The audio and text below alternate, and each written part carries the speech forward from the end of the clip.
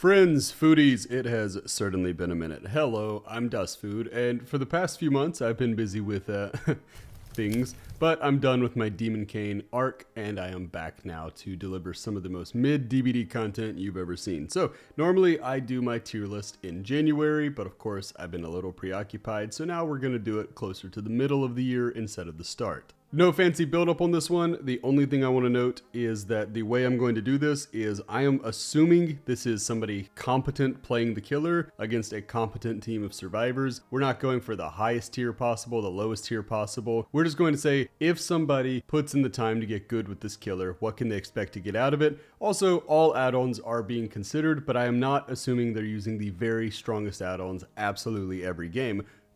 Case in point, it impacts Michael's ranking, for example. So all that out of the way, let's get right into it. Before we go into the actual rankings here, I do want to note that Vecna is new enough that I don't feel comfortable ranking him. I don't want to rank him while he's still in the PTB. However, he's not very good in the PTB, according to most people. I have yet to actually play as him, so I can't even really have an opinion on that. I've just watched people play as him. For me, he actually seems like he might be kind of fun. He seems like there's some potential for cool plays. I don't know. I see a world where maybe not to the same extent as Blight, but he gets a bit of a glow up over time and people realize he's better than we initially thought. Still, in his current form, I'm going to put him like low C tier, high D tier, and I'm going to also assume that he gets a buff before too long. But of course, it's hard to say.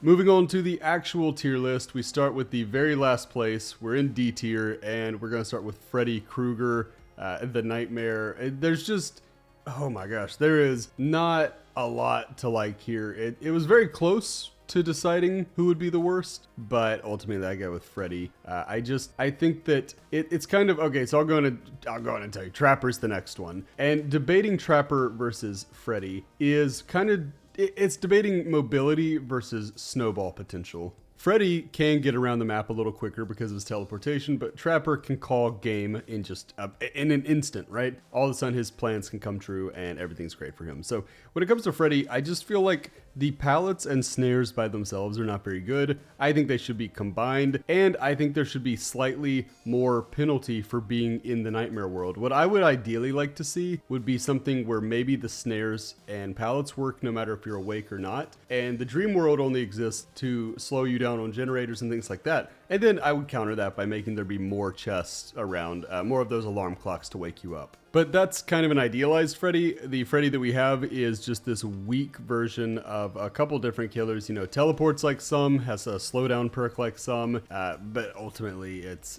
has a status effect perk like some. But ultimately he's just he's not strong at all, and it kills me because as far as horror characters go, they don't come much cooler than Freddy Krueger, but tragically, he is at the bottom of our tier list, and I don't see that changing anytime soon. Next, as promised, we get the Trapper. Look, as mentioned earlier, Trapper's snowball potential is actually pretty insane. If you get one wrong move, a really skilled Trapper can call game. He can send it home. He can, he can end it in an instant. So be careful if you get into that whole spider web of traps that a Trapper will set up. But that being said, that is where the positives end. He has all of the slowest startup killers. He's got the same issue as all of them. You think Hag, Nemesis, Oni, Shape, these people that are going to have really, really slow early games, but he also has a lot less payoff than all of them. Oni is insanely strong. Hag is very strong. Nemesis is decently strong. You get in here and you see more of a ceiling for these killers. Whereas with Trapper, if you're a really, really successful, really good Trapper player, the sad reality is that you would be a really successful and good anything player. You're basically playing the base game killer, and that's fine. I'm glad he's there, but it doesn't do a lot for him in rankings like these. Rounding out D tier, we are going to get the one that is going to, I'm going to be honest, this is the one that's going to set my comment section on fire. So, going after a fan favorite here, but it's Legion. I cannot stress enough just how weak Legion is against teams that spread out. If a team is doing the whole Swift thing of, okay, well, we're going to spread out on different gens, we're going to be far from each other, you're not going to get that value of the insta-down that Legion can occasionally get. Really good teams, or even pretty good teams, are good about spreading out and denying Legion the insta-down, which means, okay, you're going to keep people injured. But again, this is one of those things where this is where it matters that I'm saying you're going against competent survivors, because only bad survivors are going to care about healing against Legion. Maybe exceptions will be made if they will make it, because that's such a short heal time. Maybe if there's I don't know, autodidact and they're just doing it for laughs. But, you know, ultimately you're not going to see a lot of people heal against Legion, because it is really, really detrimental to the team. So let's say you have a team that's comfortable playing injured. Yeah, you could say, okay, well, they stay injured. They're all one down. And that's true. But, I mean, obviously there are a lot of perks that come into play at that point, and ultimately it's just, for somebody who is otherwise just an M1 killer, that it's not a lot to go off of. Now, don't get me wrong, I think there is enough of a chasm between Legion and the other two we've mentioned that maybe you could have made the case for Legion being low C tier, but I think they're pretty bad. So, I'm sorry, Legion fans, at least their cosmetics are very cool, so you have that going for you. Moving on, we're going to go to C tier, and in C tier, we started off with the Onryo, and this one's tough for me.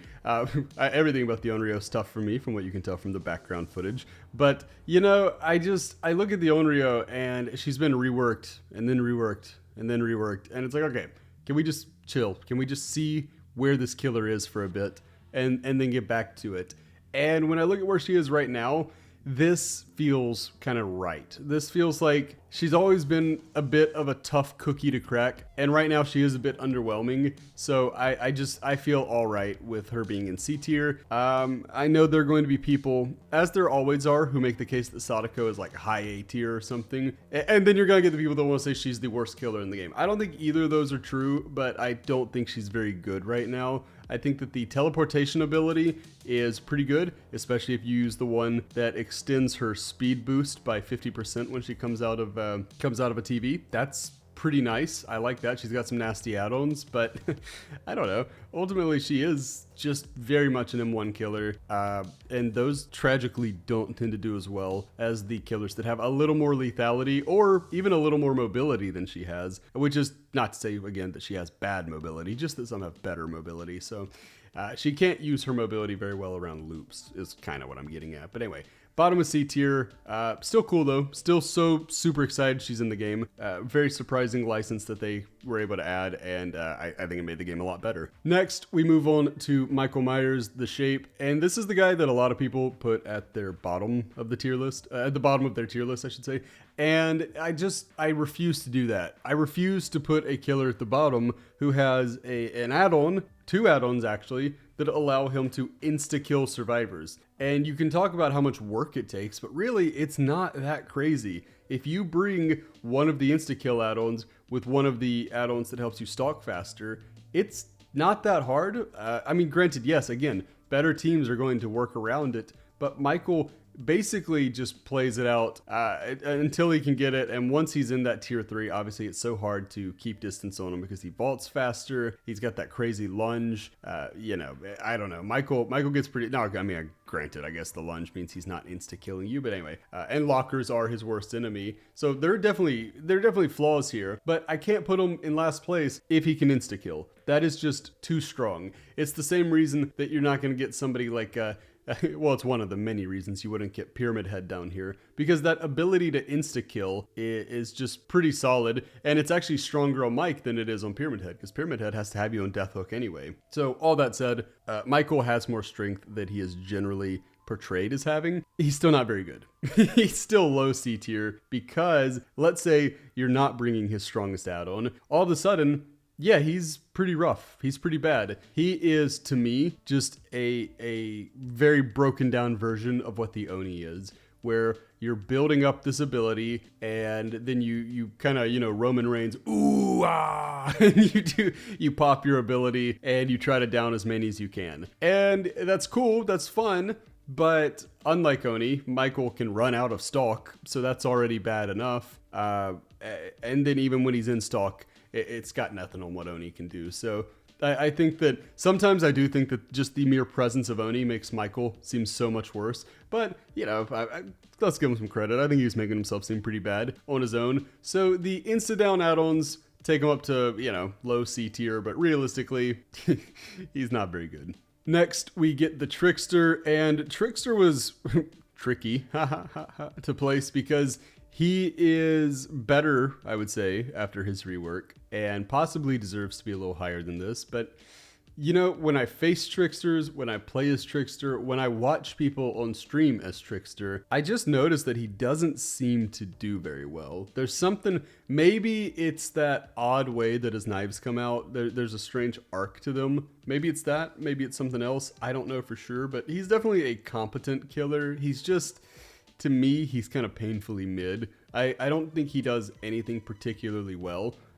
I made the comparisons between the Shape and the Oni last time. So obviously the very clear comparison here is between the Trickster and the Huntress. And it's another case of one killer doing something just infinitely better than another. All of that to say, Ji-Woon has a pretty cool look. And I think there are certainly people who are very much drawn in by that whole K-pop aesthetic. So, you know, if you're watching this video and you're trying to decide who you want to main, you could do worse than the Trickster. The Trickster has upside. Every killer, maybe except for Freddy, has upside. So, you know, I go for it, but he is extremely mid. Moving on, we get the Ghostface. And Ghostface is fun to play kind of for roleplay purposes in that you really do feel like a maniac while you're playing as him, kind of like you do with Doctor. But that's about where the positives end. I feel like, firstly, it's got to be said, Discord is your worst enemy as Ghostface. If they're calling out, oh yeah, he's crouching around, he's going by that, he's doing this,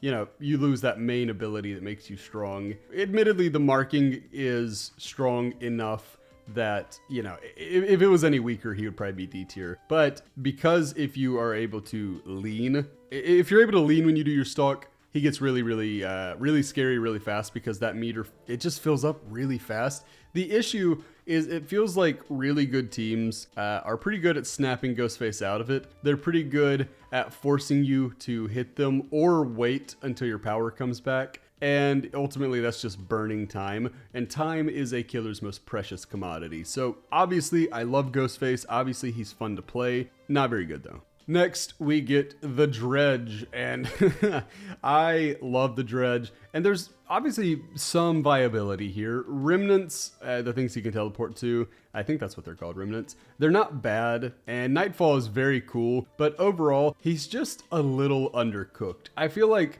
teleporting should be what puts this killer over the top, but unfortunately, his teleport is very underwhelming because it's slow, it's predictable, and it is greatly influenced by map RNG. So ultimately it's kind of the teleporting that dooms the Dredge, because you get some maps where the locker spawns are just brutal, just really not in your favor, kind of like Sadako needing the televisions to be placed in good spots, except they tend to be near generators. So a lot working against the Dredge in that regard, but obviously he's got a decent anti-loop ability. He has, I mean, technically better than base mobility, and Nightfall makes him a lot scarier, but still not terrifying. So 10 out of 10 aesthetic design, probably the best designed killer in the game from that standpoint, but in terms of actual gameplay, it could be a lot better. Moving on, we get the Pig, and admittedly, Pig was a little hard to place because of the semi-recent changes she got, where some people were coming out saying, oh no, this is a nerf, and some people were saying, oh no, it's a buff, but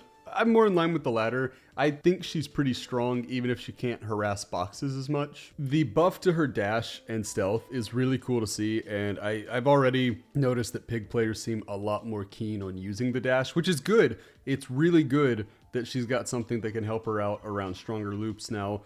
Love to see that. I feel like bear traps are worse, but they still do a pretty decent job at delaying the game, which is what they're there for. They are not really there to kill survivors. They're there to waste survivor time. Because again, as I mentioned with Ghostface, time is everything for killers. That's why something like lethality, like lethality matters. It matters because you want to be able to down people quickly, because if you don't, pop, pop, pop, pop, there go the gens, right? So time matters, and thankfully she's got a base kit thing that helps her delay the game. That's fantastic. Pig is pretty good. Definitely earns her place in high C tier. Next, we have another controversial entry here, and that is putting Cannibal in C tier, which, I'm sorry, I think he is one of the game's more overrated killers.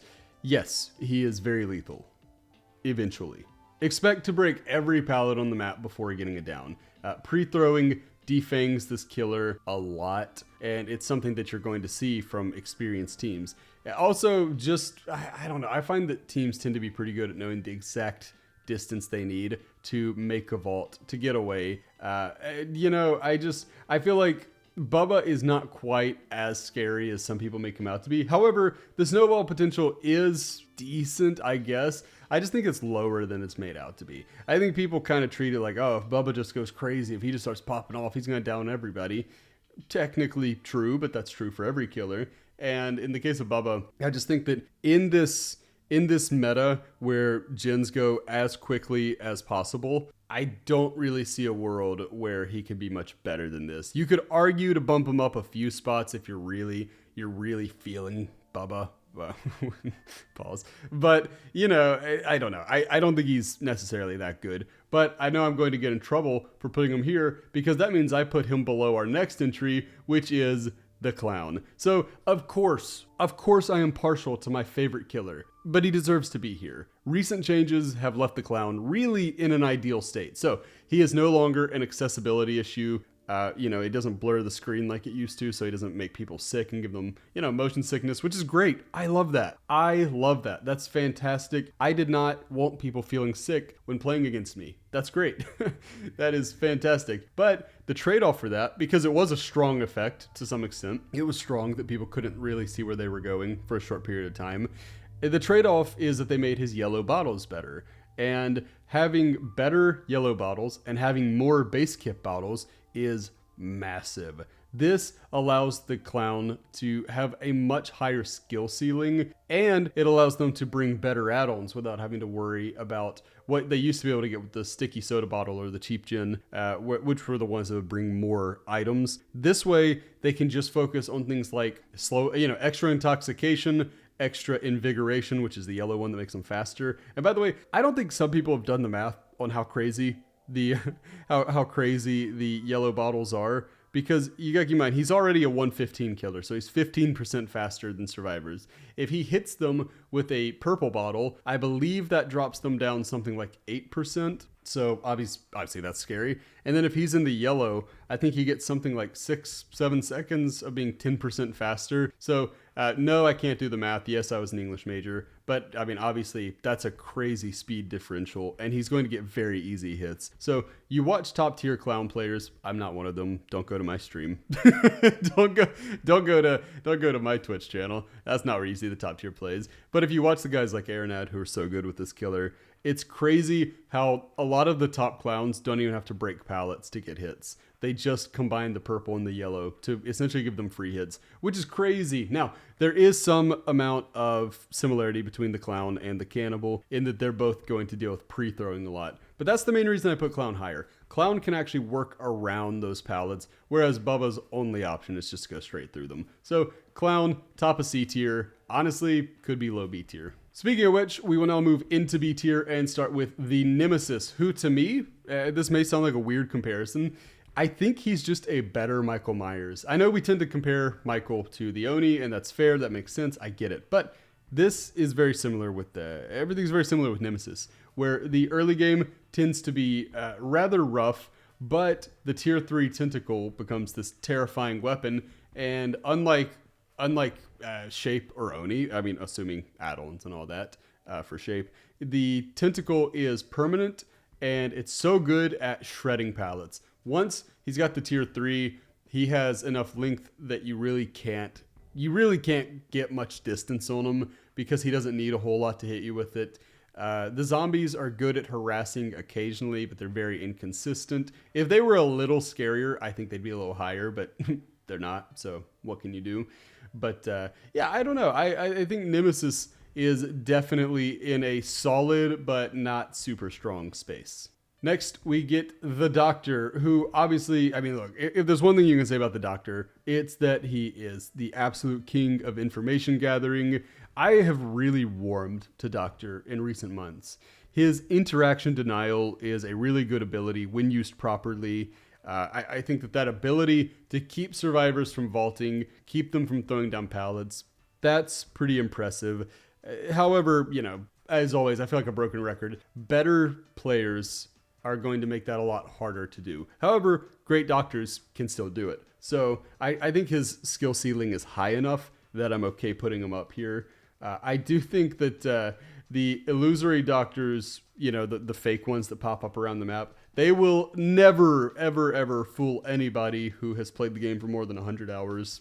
They're just kind of a joke ability, but they can occasionally actually give you kind of decent tracking, which is kind of silly because he's already so good at tracking. But I guess, the more you can do it, the more it helps. That's cool. But yeah, Doctor, solid killer. We're definitely hitting that range of killers where they start to get really scary around this point if the person playing as them is really, really talented. Next, we have the Demogorgon, who is the perfect middle-of-the-road killer. Mobility, lethality, information gathering, everything about this killer is good, but not great. So there's really not a whole lot to complain about here other than that to say everything's kind of toned down a little bit. There are all kinds of things the Demogorgon can do, but none of them particularly well. I do think the portals make Demo way scarier, and they also slow down survivors, so very useful. If you want to play Demogorgon, please, by all means, do it. And when you do it, use the portals. It is the difference between Demogorgon being like a C tier killer and a B tier killer. The portals are huge. Next up, we get the Wraith, who has awesome mobility, solid stealth, and actually pretty good looping potential.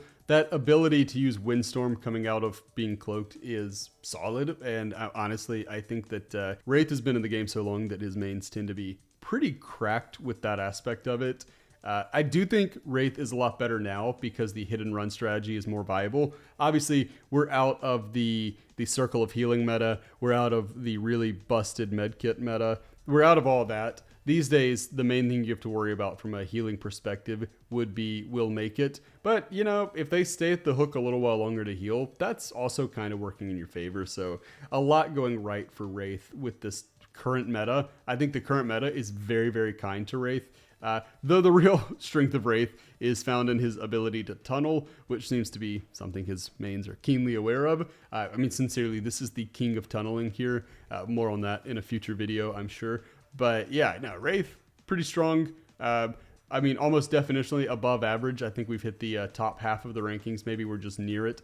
But yeah, Wraith, really, really good. And again, if you've just picked up the game and you're looking for a killer to get into, especially out of the base kit free killers, the Wraith is awesome and also pretty new player friendly. So yeah, Wraith's great. Next, we get the Knight, and I caught flack last year for putting the Knight in A tier as an initial reaction to this killer because he was new at the time that I was doing it. All this time later, I still think Tarhosh is pretty good. Not A tier, but very good. I think he's a very good killer. I think that he shreds pallets easily. He can damage generators that he's not even near. He can harass multiple survivors at one time. He's just got this really unique power. One that can guarantee hits too, which is pretty strong. Even against good survivors, you can guarantee hits with the Knight, which is one reason so many people hate him because they feel like he forces you into this choice where it's like, well, do I want to let the guard hit me or do I want to let the Knight hit me? Fair. But I don't know. I don't think that disliking the design of a killer, which a lot of people do, I like the Knight, but a lot of people don't. I don't think that that's a reason to knock him in a viability ranking like this. And overall, yeah, he's solid. He's very solid. I think that he's too janky to be any higher, but if they could smooth out the process of playing as Knight, he'd probably go up a couple more spots. Coming in next, we get the Deathslinger, who is the ideal 1v1 killer. If the Slinger has good aim, which again, I don't, you can watch the footage in the background. I am a pretty bad Deathslinger, but again, we're not basing this off how good I am with the killers.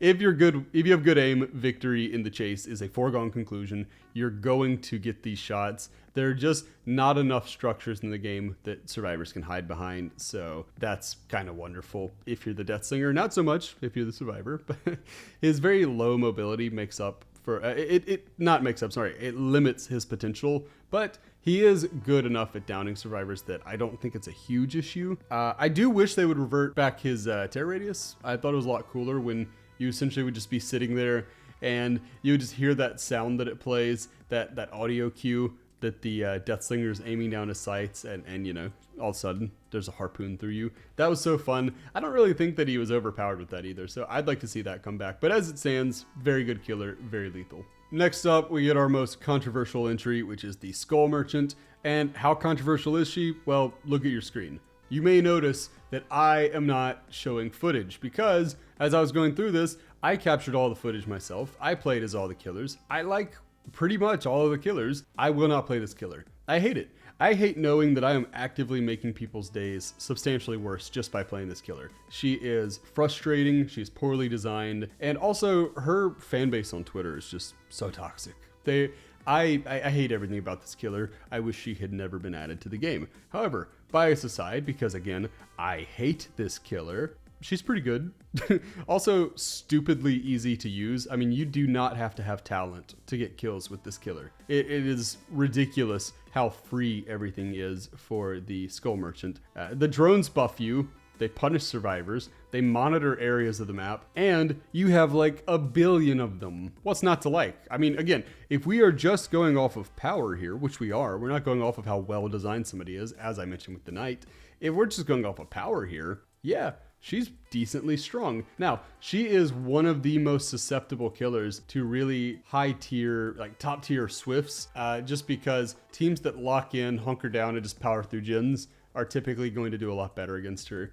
However, that's kind of just an assumption because you never really see it. People DC against this killer so much. In fact, her ability to make people DC should probably put her in S tier. It's remarkable. I don't disconnect. She is the only killer that I even feel the urge to. Like, I really don't. I've been playing this game for years. I do not disconnect. But when I see it's a Skull Merchant, I just feel that sinking feeling of like, oh man, this is going to be an awful game. And I am literally always right. Trash. Garbage. But actually pretty strong. So, B tier. Moving on to a killer that I really, really do like, we get the Cenobite. And I mean, it's no secret. I've said a few times on this channel that Cenobite is, to me, one of the coolest designs for a killer. Not aesthetically, talking about in terms of his power. I'm saying his power is one of the coolest design. I love aggressively defending the box because that almost always leads to good results, even against good teams. Debatably the best passive in the game. The box is so solid, and when you use them properly, his chains are essentially maybe better, maybe equal to clown bottles, and much better than Freddy snares. So he's got the slowdown, he can keep up with everyone is from the box, and obviously during chain hunts, things just get really scary really fast. So yeah, I love Cenobite. Cenobite could make a case of being top of B tier. It's just that everybody ahead of him is so strong as well. We have entered, I would actually say, I think Cenobite kind of, maybe I should start at a new tier here, like a B plus tier, because we have entered into the realm of really, really good killers, and they're only going to get more bonkers from here. Speaking of which, Hux, the Singularity. Debatably, the toughest killer to play at full potential, but very scary if the killer player is doing their job well. This is a really, really scary killer to see that you've loaded in against, because the Singularity has this solid combination of information gathering, gen defense, and looping potential. And the looping potential and the information gathering are that's really scary. At any point in time, Hux can just start looking around the map, can say, oh, there's Claudette. Oh, there's Jeff. Oh, there's Cheryl, right? They can kind of keep tabs on everybody, and not only that, but they can kind of pepper you with the little, or not pepper, I guess that's more what Trickster does. They can pester you with the little biopods. Pretty crazy ability. Once he comes out of the slipstream and he's faster, or you can't hit him with a pallet. He's got the extra lunge. Hux is crazy. Hux goes crazy. And if you are looking for maybe a challenge, maybe you're looking for a new main, you've been playing for a while, and I don't know, Blight's just not cutting it anymore. You can't play Huntress anymore. You don't want to throw another hatchet, whatever it is. Or maybe you're on the other side and it's like, I've been playing Legion because they look cool, but I'd like to start winning now. Okay, Singularity is a great choice. Fun and also super strong. The ideal combination. Next, we get the Hag, and Hag has suffered a little as power creep helps other killers, but Lisa Sherwood is still pretty strong. I would actually go as far as say still very strong. I think that Hag is top 5 in terms of snowball potential, and I don't think you can necessarily harass her as easily as other prep killers. However, you can still harass her, and that's why I can't put her A tier. I want to put her A tier because when things are cooking, my goodness, you've got no shot, no chance. That's what you got, you know? It's over. It's over. Once the Hag gets everybody in her little web of traps, you're done. She's going to teleport around, especially if it's one of those mouse wheel Hags that's just always waiting for the teleport. The only reason she's not A tier and in B tier instead is because a team that sends somebody to be a dedicated harasser, just to run around, pop the traps, do what they can, you can actually make her life a lot harder. You can make her life a lot harder, waste a lot more of her time, and ultimately she'll still probably end up with a 1k, maybe a 2k, but the 4k goes out the window. So that's the main thing there, but obviously I am a big Hag believer. Hag is very, very strong. Rounding out B tier, we get the Twins, and the Twins had a brief time on the PTB where they became like SSSS tier, but obviously they're gonna come back down to earth. A lot of those changes have been reverted, but that, you know, where does that leave them? Where does that leave them? Okay, so they didn't get the massive buff. Okay, sure. Still, I think they're still really strong. Avoiding Victor is essentially impossible, which makes slugging very, very viable. So if a Twins player is wanting to slug, even if you're going up against Unbreakable or something, they only get to use that once. So you look at the slugging potential and you realize just how strong the Twins are. Certain perks do greatly damage this killer. There are just certain ways you can make life a lot harder for the Twins. And Unbreakable be one, you know, sure. I know I said they can only use it once, but that's still one more time you're going to have to down somebody. I think anything that's going to, you know, for the people and buckle up is bad for any killer, but it's especially bad for the slugging killers. A lot can go wrong. Healing perks are not your friend. You want to keep people injured. So, you know, downsides for sure. However, I think the only reason I don't put Charlotte and Victor in A tier is because of how janky they are. They don't feel great to play. Sometimes it feels like you're hitting the button to go back to Charlotte and it's just not doing anything.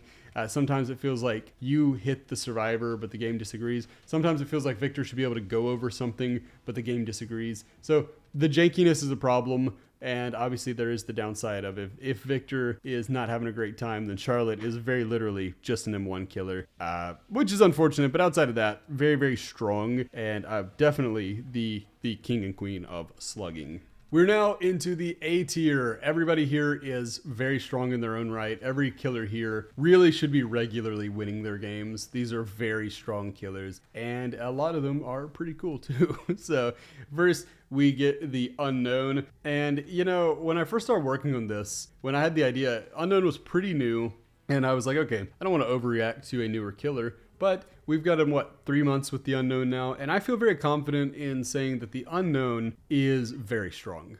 The teleport ability is crazy. I think that the projectile that it has is great. Overall, it's just a really, really strong killer design. I love the way that it makes survivors look back at the Unknown to break that vulnerability. You know, that was an idea I had when I was doing potential killers. But I was doing it for I was doing it for Cthulhu. But you know, the whole thing is, I love the thought of you have to look back at this killer while looping. That's great. It's fun. Not a lot to complain about here. Unknown is very good, only outclassed because, frankly, some of these killers are way overtuned. Next, we get the Alien, or the Xenomorph, I guess. As long as you're not using the Alien Queen skin, which is pay to lose, by the way. You can see that massive skin over every loop in the game. However, it looks cool. So, you know, if that's your jam, go with it. But anyway, the map traversal is very strong here. I think that the tail is one of those things I struggle with, but I've seen people who are so good with it, they've got the exact physics of it down, and it's scary. It is scary how easily the alien gets its tail whip ability. It's scary just how easy it is for skilled xenomorphs to hit with the tail. Very, very good. I do think that the turrets are, yes, bad for the xenomorph, but they're also bad for the survivors in that the survivors have to put them down. If they do not put them down, if they don't take that time to get a turret and place it, the downsides are too strong. The xenomorph's going to roll over them. So That is built-in slowdown, which I'm always a fan of, and skilled Xenos are pretty good about getting rid of the turrets without too much issue. So a lot to like here. Maybe some amount of jankiness, which, you know, I promise. I'm looking at the rest of this tier list. I think that's the last time I mentioned jankiness, so thank goodness. But yeah, very strong killer. Not at all fun to go against, but pretty fun to play. Up next, we get Pyramid Head, the Executioner, and this is the Tunnel King and can make the game a 3v1 very quickly. But right now, what I like a lot about Pyramid Head is Pyramid Head counters Decisive Strike, which has become very meta again. So when you have a killer who can basically ignore debatably the best survivor perk in the game, I'm not saying absolutely, I'm saying debatably,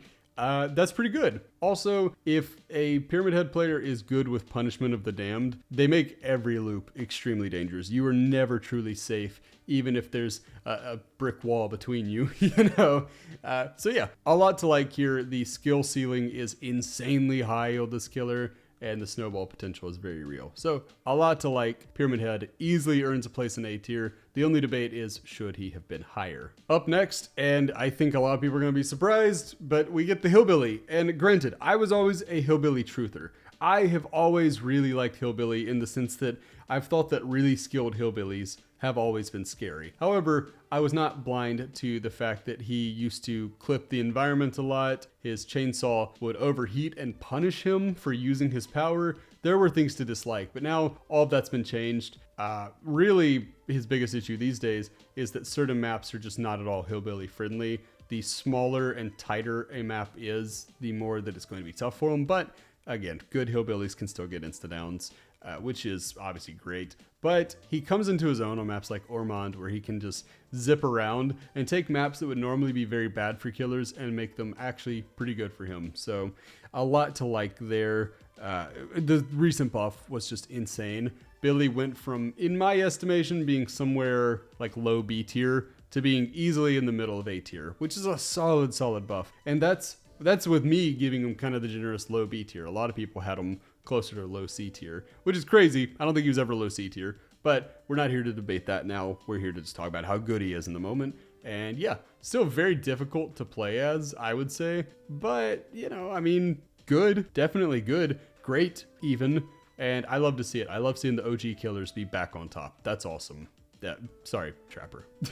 Moving on, we get Wesker, the Mastermind. And this is a pretty straightforward case of a killer who's just got a fantastic chase power. A fantastic chase power that you should be using at every chance you get. And then, in addition to that, if you're using it, if you're getting hits with those tentacles, you get this built-in side objective that cannot be ignored because the 8% punishment is nuts. Now, I think I heard they were changing that, or maybe they have changed it. So maybe I'm a little outdated with this one. I don't know.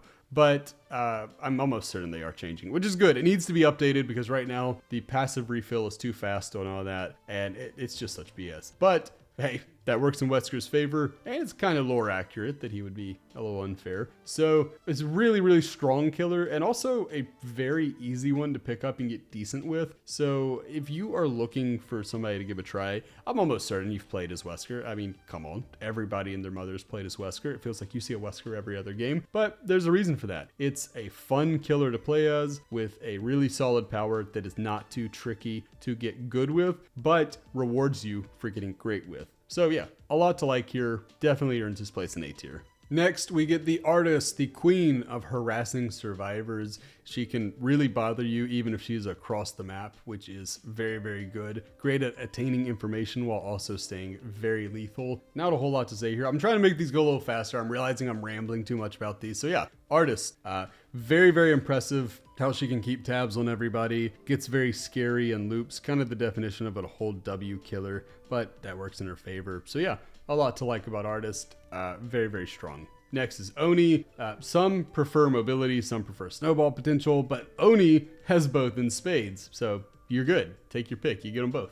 He is slow in the early game, and it can be tough to get that first hit if survivors are really good at looping. However, all it takes is that first drop of blood, and the snowball has started. So if you're skilled with the Demon Dash ability, you will eventually get your chance to start bullying the survivors. And there's really nothing in the game that's much scarier than than Oni when he's in Demon Dash, because he's got the mobility, he's got the lethality, and you know, he's gonna find you. They're pretty good at that. So overall, Oni, the only complaint is the slow early game, but it's gotta be that way. Because if he had a fast early game, he'd be the top of S tier and it would be complete BS. So it's good he is where he is. After that, we get the Plague, who presents you with this option of either staying broken the whole game or giving her a really strong power with her red Corrupt Purge. And you may say, hey, wait a minute, isn't that kind of like Legion? And I would say yes, except that she's way better than Legion.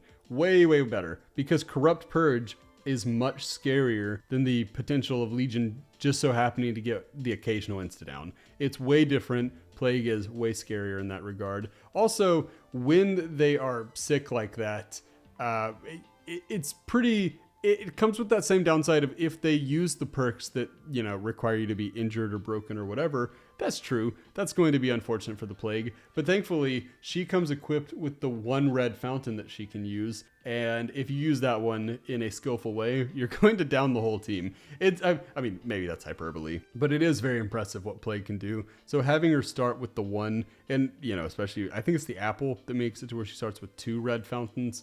Plague can force the issue a lot more than Legion can.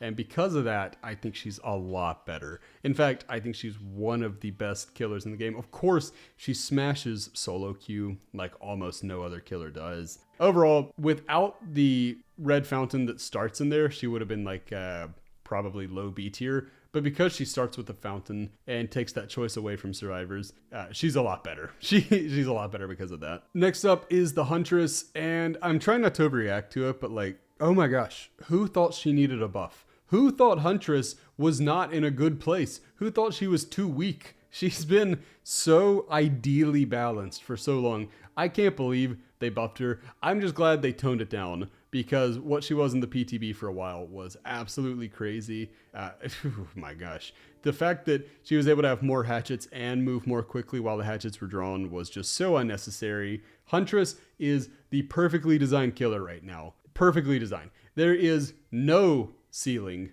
when it comes to like a skill ceiling. She hasn't hit the ceiling. She can just keep getting better and better and better, and you're gonna get crazier and crazier shots. The only real downside to this killer is indoor maps take away the ability to cross map the hatchets, but even then, that's more of a gimmick anyway. So if you're actually chasing survivors, yeah, she's terrifying. Very, very lethal, very, very good. Did not need the buff, but now that it's here, she moved up a couple spots. So good for Anna. Moving on, we get the good guy. And it's kind of silly the killer can be this easy and strong, but here we are. And granted, again, this is another one of those where you watch my background footage and you say, really? Do you actually think he's easy? Yeah, I do. I had a bad game, but yeah, he's pretty stupid easy.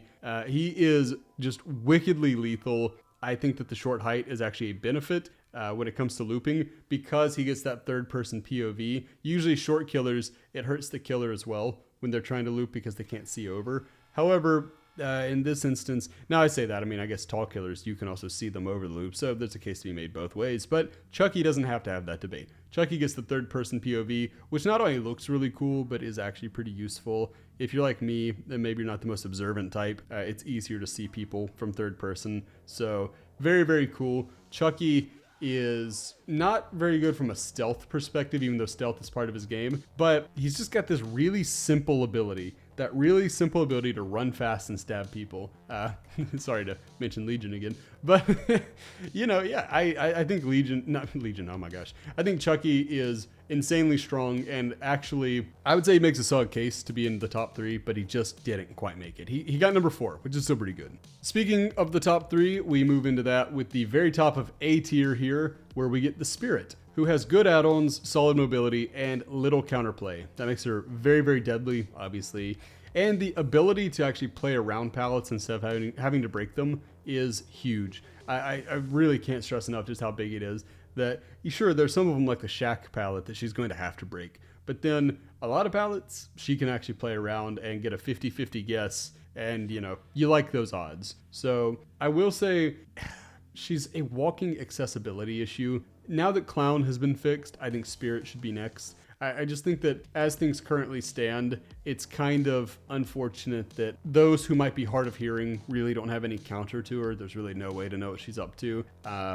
You know, to each their own. Maybe you don't think it's as big of a deal. And I don't think it's as big of a deal as the clown was. Just to be clear, I'm not saying it's apples to apples. However, I would not mind seeing it altered in the future. But either way, taking that one negative out of the equation, she is about as lethal as a killer comes. There are only two that I would consider more lethal, and let's get to them. Moving on to S tier, it is the two you knew would be here, so we're going to spend very little time on them because frankly, I'm tired of stroking the egos of these two killers. Yes, they've been great for a long time. It's Blight and Nurse, right? It's obviously Blight and Nurse. They're both so strong. Blight, he got nerfed, and it almost didn't matter at all. He's still really, really strong. I do want to say, I do think the nerf makes him the clear-cut 1B. If Nurse is 1A, I think Blight is 1B now. But make no mistake, he is still number 1, and he's still in the S tier. He's still great. And then for Nurse, I mean, come on now. Nurse is the GOAT, WWE style. Then, now, forever. Right? This killer has always been the best in the game, and I don't really see a world where she stops being the best in the game. She ignores loops, which is scary and terrifying and amazingly strong. And I also want to say she's not nearly as hard to get good with as people make it out to be. Yes, you need some muscle memory. Yes, you need to learn little tricks here and there, but compared to somebody like Singularity or Hag, or really most of the roster, it's not that hard. She's S tier, and I think she's a lot easier to use than people make her out to be. Now, that's my ranking. I hope you enjoyed it. If you did, like and subscribe. We will be pumping out a couple more videos in the very least. I don't know if I'm returning to this like full time, but I'll try to get a couple more videos out there for everybody. So hope you enjoyed. Thank you so much for tuning in. Love you. Hope you're having a wonderful day wherever you are. And until next time, I have been Das Food. Bye, friends. I've been dreaming on in my head like I've seen it. A life worth living is a life with meaning. I'll do what I love till my heart stops beating. I'm feeding this demon. Got a taste, can't erase bitterness in my face.